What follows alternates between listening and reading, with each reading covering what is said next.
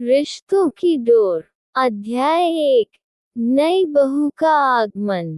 गांव के प्रतिष्ठित परिवार में राघव और उसकी पत्नी सुमित्रा बड़े प्यार से अपने घर को संभालते थे।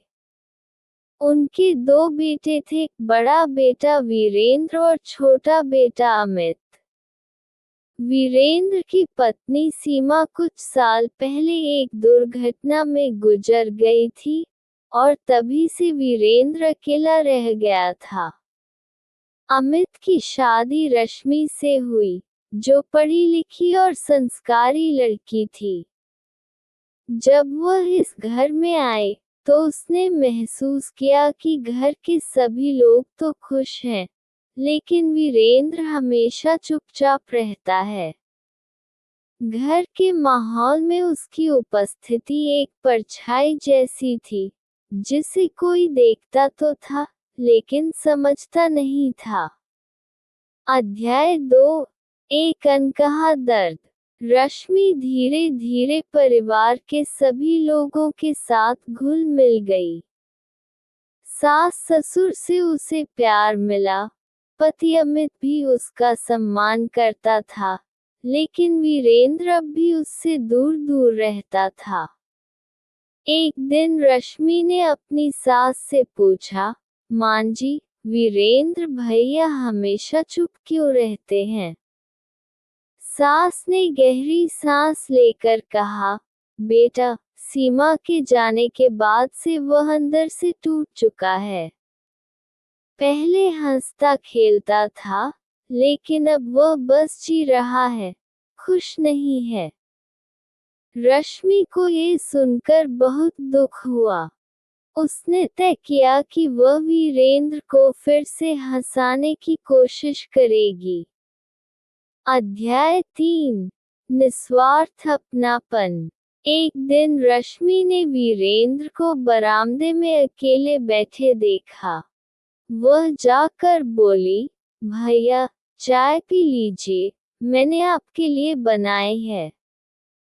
वीरेंद्र ने पहले कोई जवाब नहीं दिया, लेकिन रश्मि के जोर देने पर चुपचाप चाय पीने लगा।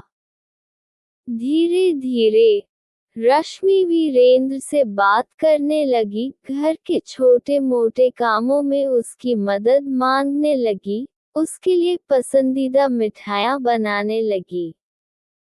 वीरेंद्र पहले तो चौंका, लेकिन फिर उसने महसूस किया कि रश्मि का ये व्यवहार किसी स्वार्थ या सहानुभूति से नहीं, बल्कि सच्चे अपनापन से भरा था।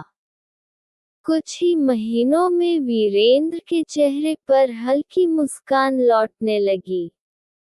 वह अब घर के कामों में शामिल होने लगा और परिवार के साथ समय बिताने लगा। अध्याय 4। समाज की बंदिशें।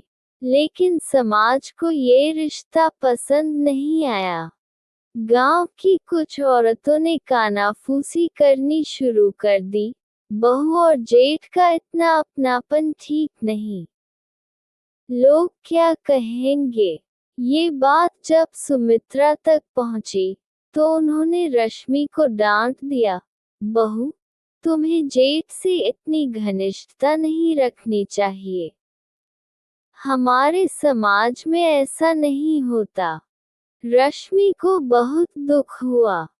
वह किसी गलत इरादे से वीरेंद्र के करीब नहीं आई थी। वह बस चाहती थी कि घर में सब खुश रहें। अध्याय 5। सच का सामना। रश्मि ने पहली बार अपने पति अमित से इस बारे में बात की। उसने कहा, अमित, क्या किसी टूटे इंसान को अपनापन देना गलत है? क्या रिश्ते सिर्फ समाज के डर से बनाए और तोड़े जाते हैं? अमित को एहसास हुआ कि रश्मि गलत नहीं थी। उसने अपने माता पिता को समझाया, माँ, पापा, क्या हम चाहते हैं कि वीरेंद्र भैया सारी जिंदगी अकेले रहें? रश्मि ने सिर्फ उनका साथ दिया है। हमें उनकी दोबारा शादी के बारे में सोचना चाहिए। राघव और सुमित्रा को ये बात समझ में आई। उन्होंने वीरेंद्र से बात की और उसे दूसरी शादी के लिए मनाने की कोशिश की। पहले तो वीरेंद्र ने मना कर दिया, लेकिन जब रश्मि ने कहा, भैया, हर इंसान को दूसरा मौका मिलना चाहिए, तो वीरेंद्र सोच में पड़ गया। अध्याय 6, एक नई शुरुआत। कुछ महीनों बाद वीरेंद्र की शादी सुजाता से कर दी गई। वह एक समझदार और खुशमिजाज लड़की थी।